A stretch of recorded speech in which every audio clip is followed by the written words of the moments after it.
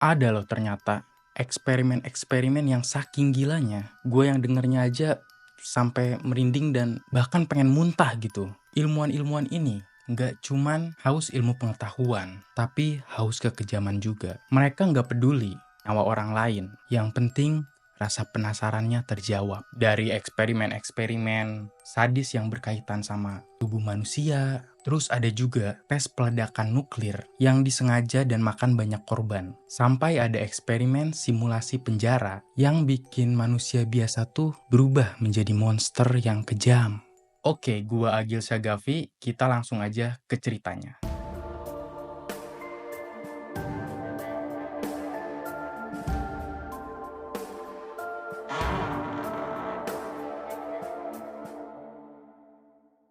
Eksperimen gila yang pertama, eksperimen dari Joseph Mengele alias si malaikat maut. Jadi Joseph Mengele ini adalah seorang dokter dan ilmuwan Nazi yang bekerja di kamp pemusnahan tahanan selama Perang Dunia Kedua. Joseph punya obsesi pada genetika, terus tubuh manusia juga, dan jenis manusia unggul. Obsesinya ini mendorong kepada eksperimen-eksperimen gila. Banyak dari korban kegilaannya adalah tahanan yang masih anak-anak. Nah, si Joseph nih sering berjalan-jalan ke camp anak-anak sambil bersenandung,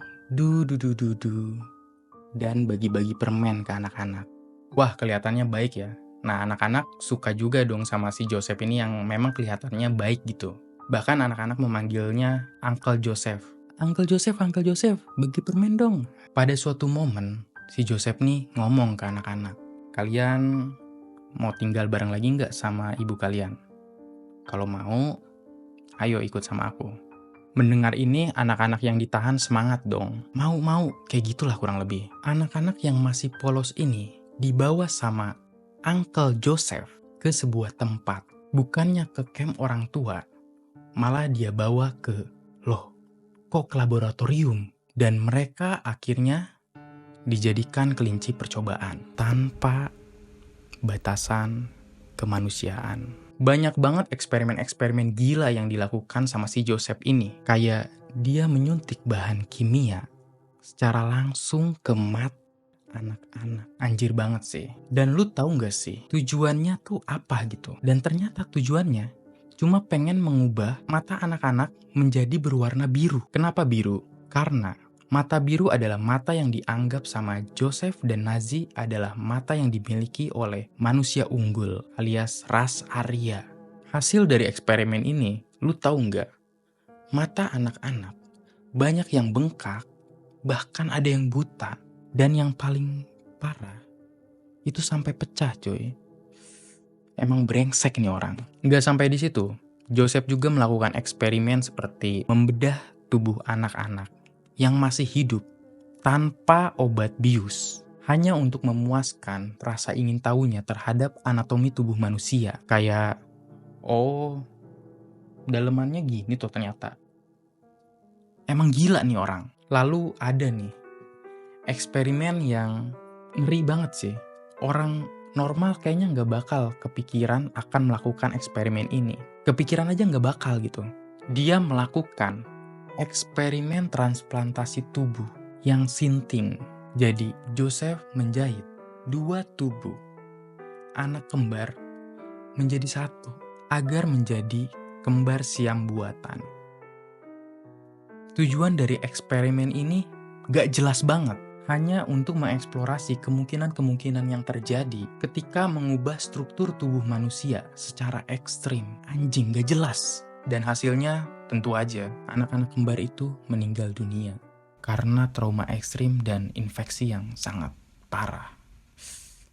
Perang dunia berakhir, Jerman kalah atau Nazi kalah, Joseph melarikan diri. Namun pada tahun 1979, Joseph meninggal dunia. Alhamdulillah. Tapi kejahatan Joseph ini meninggalkan jejak yang gak bakal terlupakan oleh para korban, keluarga, ataupun bahkan dunia. Bahkan kita yang ngedengarnya sekarang. Emang brengsek nih orang. Eksperimen gila selanjutnya adalah eksperimen peledakan nuklir yang disengajai oleh Amrik dengan tujuan agar mereka tahu efek dari radiasi nuklir ke tubuh manusia tuh kayak gimana. Gila nggak tuh? Jadi pada suatu pagi yang cerah di Kepulauan Marshall tahun 1954 yang pada saat itu masih dikuasai oleh Amerika Serikat. Tiba-tiba nih, langit biru yang cerah berubah menjadi merah menyala.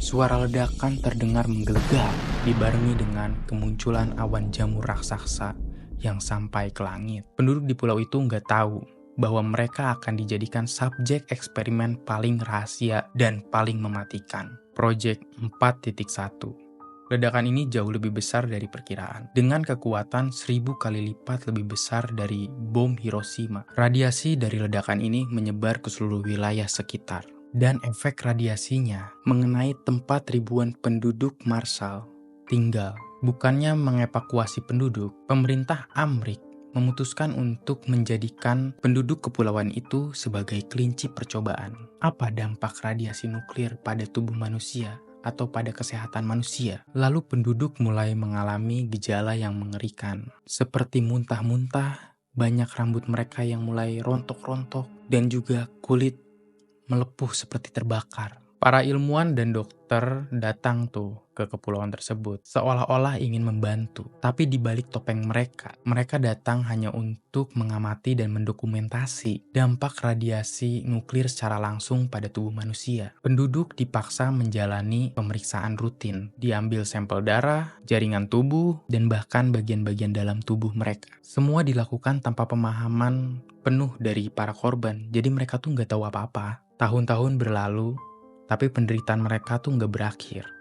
Dan malah jangka panjangnya nih yang sebenarnya paling menyedihkan dan miris lah. Banyak penduduk yang mulai mengidap kanker tiroid. Anak-anak terlahir dengan cacat fisik yang mengerikan. Terus juga banyak wanita yang mengalami gugur berulang atau sekalinya melahirkan, bayi mereka nggak akan bertahan hidup lama. Sedih banget ya. Kondisi udah sekacau ini, udah sekeos ini nih. Tapi pemerintah Amrik yang menjadi dalang sebenarnya hanya tetap melakukan pemantauan aja. Mereka nggak memberikan pengobatan yang benar-benar gitu. Lalu ketika tujuan Amrik udah tercapai, dapat nih datanya. Dan ya udah, penduduk Kepulauan Marshall tuh dibiarkan hidup menderita gitu aja. Tapi tuduhan-tuduhan yang tadi udah gue jelaskan dibantah sama pemerintah Amrik. Mereka mengklaim bahwa mereka tuh nggak tahu kalau ledakannya tuh bakal sedahsyat itu sampai radiasinya terkena ke penduduk Marshall. Jadi mereka nggak tahu tuh klaimnya. Terus terkait penelitian yang dilakukan setelah ledakan itu, penelitian efek radiasi nuklir pada tubuh manusia, mereka menyatakan bahwa itu tuh direncanakan setelah udah kejadian ledakan itu. Jadi daripada kejadian buruk ini nggak dapet apa-apa, mending dapet ilmu gitu. Namun puluhan tahun kemudian, dokumen rahasia Project 4.1 akhirnya terungkap publik karena desakan atau tekanan internasional.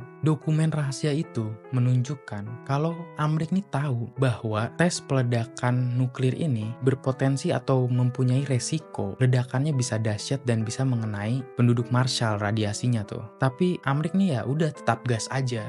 Maka dari itu, teori konspirasinya, Amrik sudah sejak awal merencanakan ledakan nuklir dan mengenai penduduk Marshall agar mereka bisa meneliti efek dari radiasi nuklir. Gila lah, penduduk Marshall hanya dijadikan sebagai alat untuk memuaskan rasa ingin tahu Amrik.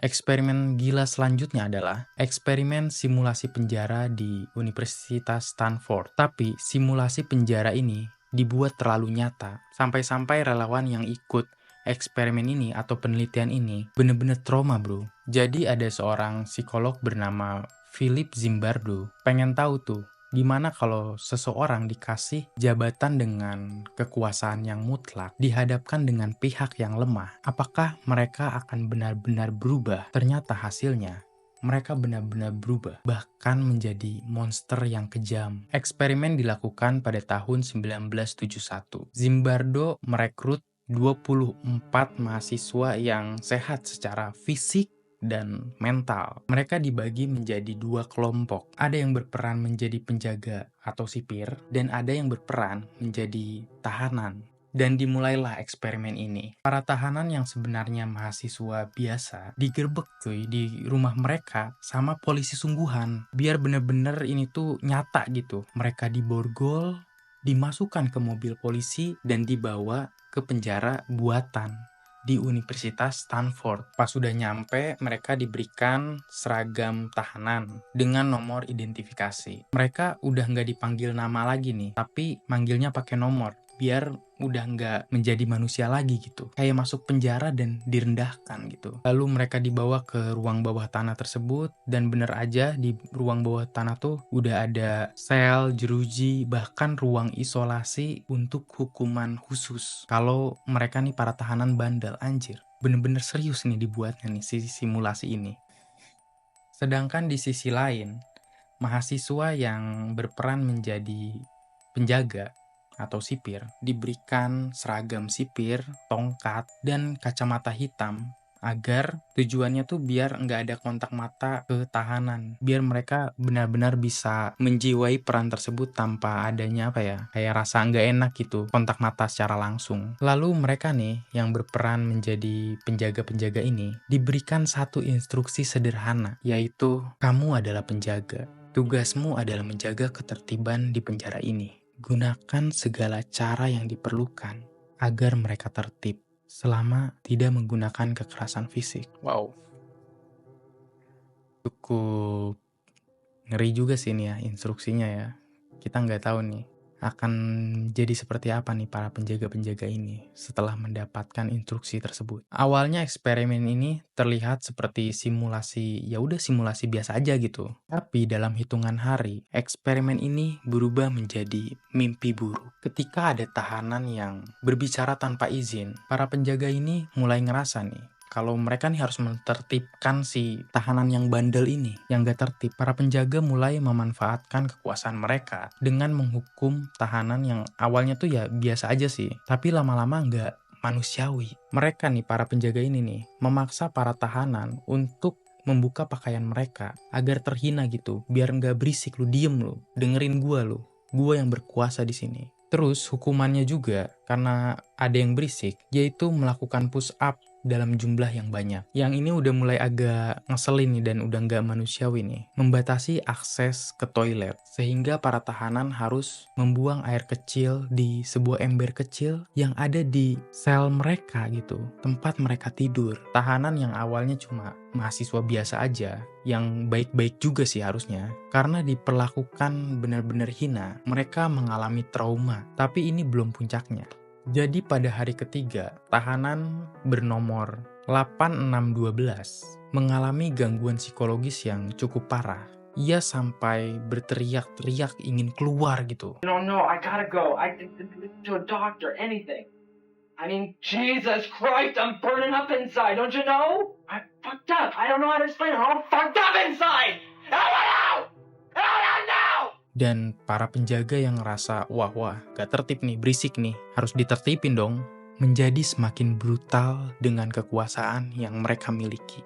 Mereka, para penjaga atau sipir, mulai nginjek-nginjek ranjang tahanan sampai hancur biar pada takut dan diem gitu. Tahanan makin teriak dong ketakutan. Karena masih nggak diem nih si tahanan, para penjaga mulai membariskan para tahanan dan dibawa ke toilet. Lalu sebagai hukuman karena nggak pada bisa diem nih, suruh membersihkan toilet dengan tangan kosong coy. Nggak pakai lap atau apa gitu, bener-bener tuh. Toilet dibersihin pakai tangan kosong. Eksperimen ini seharusnya berlangsung selama 2 minggu, tapi baru 6 hari udah diberhentikan. Bukan diberhentikan karena kemauan si Zimbardo ini nih, tapi ada psikolog yang bernama Christina Maslah. Dia menyaksikan kondisi penjara buatan tersebut dan ngerasa ini nih udah di luar batas manusiawi nih. Christina lalu menentang Zimbardo. Kayak seriusan lu ngebiarin semua ini terjadi kayak gini nih. Desakan Christina nih membuat Zimbardo tersadar karena dia pun ikut dalam permainan peran ini sebagai kepala penjara dan benar-benar menghayati perannya sampai lupa kalau dia tuh seorang psikolog yang seharusnya concern atau mempedulikan mental relawan eksperimennya lah. Eksperimen simulasi penjara di Stanford ini membuktikan kalau kekuasaan bisa merubah seseorang dengan cepat. Bisa berpotensi menjadikan seseorang yang memiliki kekuasaan melewati batas kemanusiaan. Atau orang baik bisa menjadi monster yang jahat ketika dalam situasi yang salah. Dari kasus eksperimen-eksperimen yang udah gue ceritakan, kita bisa mempelajari bahwa ilmu pengetahuan, penelitian, atau eksperimen harus disandingkan dengan rasa kemanusiaan dan empati. Tanpa rasa kemanusiaan dan empati, keilmuan bisa berpotensi sia-sia, bahkan menjadi kejahatan yang sadis cuy. Oke, sekian konten dari gue. Jangan lupa di like, di subscribe, dan komen. Pokoknya gue terima kasih banget kalau kalian udah nonton sampai habis dan mensupport YouTuber pemula ini. Oke, ya udahlah, udah kebanyakan bacot kayaknya. Bye bye.